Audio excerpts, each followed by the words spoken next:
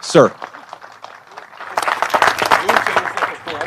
Could you speak a little louder? Sorry. Will Jones from Local 4. I want Yes, to talk sir. a little bit about race. I was at the National Association of Black Journalists conference last Yes, week sir. where President Trump made some attacks on Vice President Harris's biracial heritage.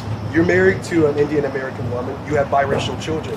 How do you explain his attacks, and what is your reaction to his attacks as a father of biracial children? Yes, sir. So I am the father of biracial children. Actually, my wife is here today, though my kids are back home with my aunt today. And look, I was not bothered at all by what President Trump said, and I didn't take it as an attack on Kamala Harris's biracial background at all.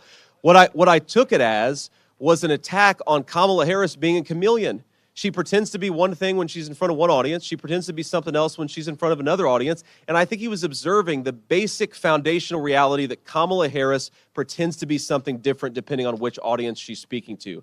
Now, she has been able to hide this a little bit because for the past couple of weeks, she only speaks in front of a teleprompter. She never gives unscripted remarks, and she's hidden from the American media and from the American people. But we know she's a chameleon. We know she's a person who promised to defund the police and now wants to pretend she's a tough prosecutor. She said that she would be our border czar, and yet for 3.5 years, we have an open border. She said that she would bring some common sense and lower inflation to our economic policies, and yet she cast the deciding vote that raised interest rates, raised home prices, and raised food prices.